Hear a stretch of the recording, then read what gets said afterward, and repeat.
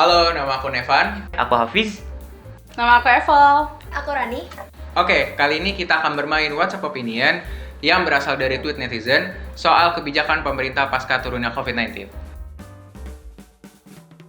Halo guys, sekarang kita mau main game What's Your Opinion. Sekarang langsung mau kasih topik diskusinya ya.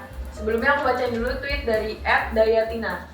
Harusnya yang sudah bisa tatap muka di atas 12 tahun yang sudah vaksin. Kalau belum vaksin, justru anak-anak ini menjadi penyebar virus yang hebat. Nah, gimana nih pandangan kalian mengenai aturan pemerintah yang terlebih dahulu membuka sekolah tatap muka bagi murid sekolah dasar dibanding dengan anak-anak kuliah yang justru sudah tervaksinasi? Aku hitung 1-3, kalian jawab pro atau kontra barengan ya. 1, 2, 3. Kontra. Oke, sekarang jelasin alasan kalian kenapa pilih pro dan kontra. Jadi kenapa aku kontra terhadap hal tersebut itu karena anak SMP, SMA itu mereka tuh kan bahkan dari SD itu mereka belum mendapat vaksinasi yang maksimal gitu ya. Jadi kalau dipikir oleh logika sendiri ya agak bingung aja gitu kenapa anak SD, SMP, SMA dulu yang dimasuk sekolah dan mereka belum vaksinasi, sedangkan kita yang kuliah malah udah vaksinasi secara maksimal tapi belum dipersilakan untuk masuk kuliah gitu. Itu tuh menurut aku aneh banget gitu secara logika. Kalau menurut kamu gimana? Nah, Fis, yang anehnya tuh karena ya sebenarnya emang peraturannya ya yang kurang praktekkan dengan benar, dan harusnya tuh anak kuliah emang urgensinya juga tentang mata kuliahnya ada yang butuh praktek dan lain-lain kan, makanya harus duluan, tapi peraturannya seperti ini. Oke, sekarang apakah belum pikiran? Aku tanya lagi ya. Bareng-bareng jawabnya. 1, 2, 3. Kontra. Aku hitung 1-3, kalian jawab pro atau kontra barengan ya. Iya. 1, 2, 3. Kontra. Wow, kompak banget nih. Oke, sekarang kasih alasan aku kenapa kalian pilih kontra. Nevan dulu. Kenapa dulu? Ya udah. Kalau aku pribadi, kenapa kontra? Pertama itu bener sih dari tweetnya itu. Karena anak-anak itu kan masih susah untuk diatur, terus juga maskernya dan 3M-nya juga masih sulit untuk diimplementasikan untuk anak-anak karena mereka begitu aktif. Mungkin pemerintah itu memikirkan ke depannya kenapa harus anak SD dulu atau yang masih kecil dulu yang masuk sekolah, karena mereka memang pertama aktif, kedua mungkin imunnya lebih tinggi daripada orang-orang dewasa gitu sih mungkin ya. Tapi itu tidak secara efektif untuk mengimplementasikan kebijakan itu. Aku kontra sama kebijakan itu karena memang pertama orang-orang mahasiswa khususnya sudah siap banget nih untuk masuk kuliah. Pertama, kedua mereka bisa tertib, ketiga lebih penting mereka untuk tatap muka karena banyak banget hal yang perlu dilakukan secara offline untuk mahasiswa sendiri. Itu sih kalau kata aku. Kata Evan. Oke, mungkin kalau dari aku ya, sebenarnya kenapa aku memilih kontra adanya proses tatap muka juga sih sebenarnya adalah biar program vaksinasi itu yang berjalan itu nggak sia-sia. Karena kalau misalkan program vaksinasi itu berjalan sia-sia itu nantinya malah menimbulkan banyak anak-anak SD ini yang nggak divaksin ini malah menyebarkan penyakit gitu loh. Penyakit, bukan penyakit sih, virusnya. Dan biarkan anak-anak kuliah ini yang memang sedang udah dalam proses ingin ke dunia kerja ini bisa mendapatkan wadahnya dan jatahnya dengan tepat. Kayak gitu. Mungkin ditambahin lagi kayak kalau misalnya anak kuliah itu emang perlu sih, maksudnya kayak wadahnya itu perlu banget untuk bekerja dan lain-lain. Dan anak-anak ini memang mereka aktif, memang mungkin imunnya lebih tinggi, tapi bukan berarti orang-orang yang mereka temui di rumahnya atau di lingkungannya itu mempunyai imunitas yang sama. Jadi mungkin kontra sih kita tetap. Iya. Mungkin ya hampir sama sih jawabannya. Kalau kita sama-sama kontra lah, intinya gitu. Gitu. Oke, aku tanya sekali lagi ya, jawaban kalian masih kompak atau enggak? Pro atau kontra? 1, 2, 3. Kontra. Yeay! Oke, sekarang kita masuk ke topik diskusi yang kedua. Nah, aku mau kutip tweet dari @rtbrl. Lepas dari apakah efektif atau tidaknya kebijakan pemerintah mengenai Peduli Lindungi akan memunculkan dua perspektif. Hal yang pertama itu hal positifnya. Itu bisa jadi titik awal digitalisasi. Kemudian ada hal negatifnya, yaitu mengenai masalah klasik soal ketimpangan dan ketidakadilan. Nah, aku mau tahu gimana sih pendapat kalian dengan kebijakan pemerintah yang menetapkan scan aplikasi Peduli Lindungi sebagai syarat masuk ke public facility. Aku hitung 1-3, pro atau kontra? 1, 2, 3. Kontra. Oke, karena ada perbedaan pendapat di sini, aku mau tahu opini kalian tentang alasan kalian pilih pro dan kontra dan efektif atau enggak sih sebenarnya? Oke, aku mau jawab ya. Kalau aku kontra karena kalau dilihat dari hasil riset dan perkembangannya juga, Peduli Lindungi ini belum efektif banget dan tapi kita dipaksakan untuk memakainya secara kontinu kan. Pertama, aku mau bahas digitalisasinya dulu. Indonesia kan belum sepenuhnya bisa menggunakan smartphone atau ada yang memiliki smartphone karena masih memiliki keterbatasan sosial dan lain-lainnya. Dan mungkin masalah penggunaan handphone tuh udah di daerah-daerah terpencil terutama itu kurang banget atau minim banget, bahkan tidak ada sama sekali. Internet aja masih belum menjangkau hingga daerah pelosok di Indonesia. Jadi kalau kita menggunakan aplikasi Peduli Lindungi ini untuk satu Indonesia secara serentak, menurut aku sih jangan dulu karena kita harus ada pengkajian ulang dan kita juga harus memperhatikan kondisi masyarakat dulu apakah sudah siap atau belum. Jadi pemaksaan penggunaan aplikasi Peduli Lindungi ini cukup memberatkan untuk dari segi perspektif yang kontra ya. Kalau kamu Hafiz? Kalau misalkan dari perspektif aku sendiri tentang Peduli Lindungi itu, yang pertama itu kan tentang digitalisasi ya.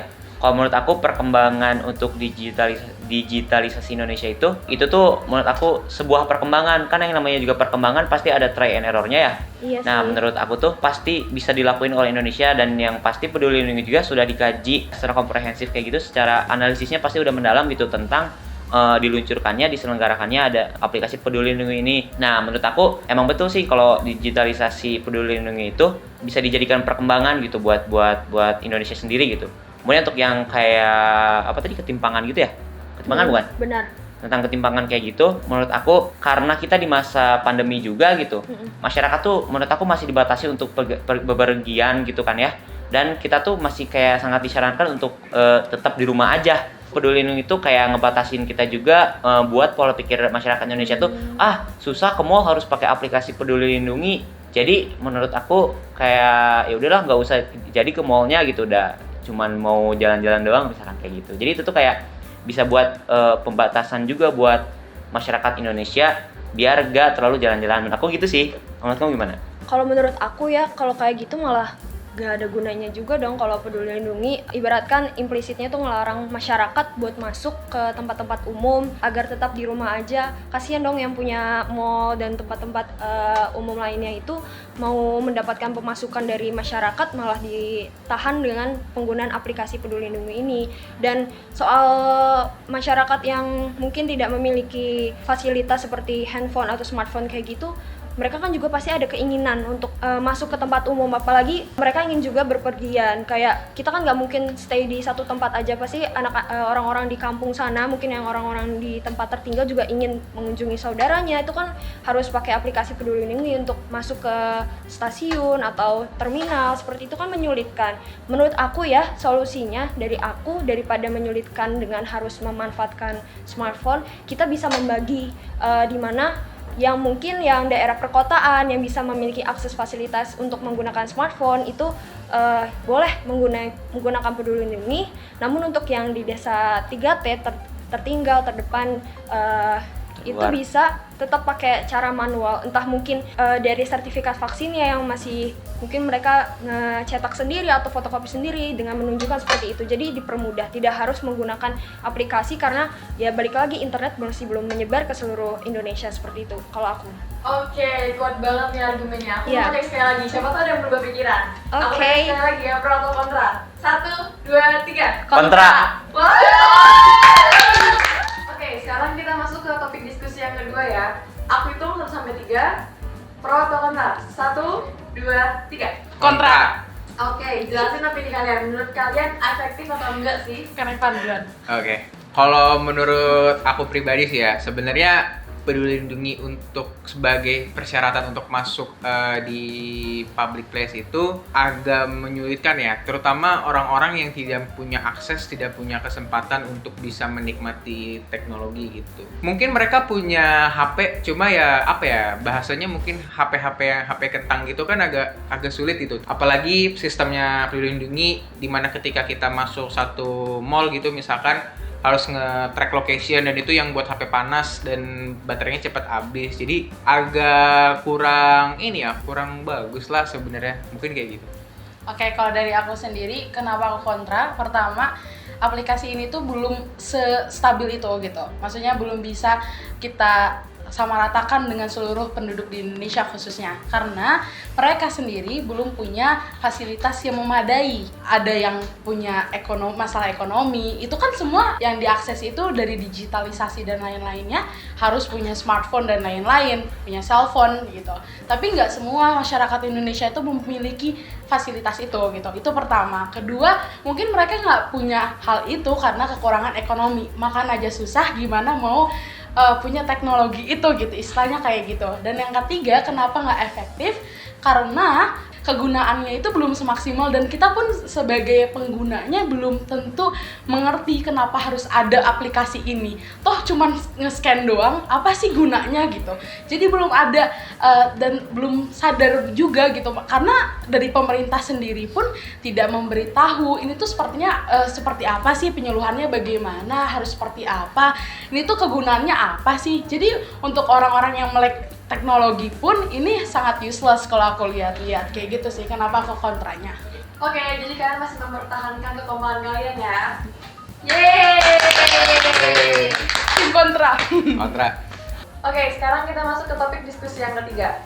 Aku mau kutip dari @cynthia_aulia10. Pembukaan tempat wisata itu menyusul penurunan kasus COVID-19 dan status PPKM menjadikan beberapa sektor usaha melakukan pelonggaran, termasuk pariwisata. Nah, gimana nih pendapat kalian dengan kebijakan dibuka kembalinya tempat pariwisata? Aku hitung 1-3, kalian jawab yang kompak ya. Pro atau kontra? 1, 2, 3. Pro.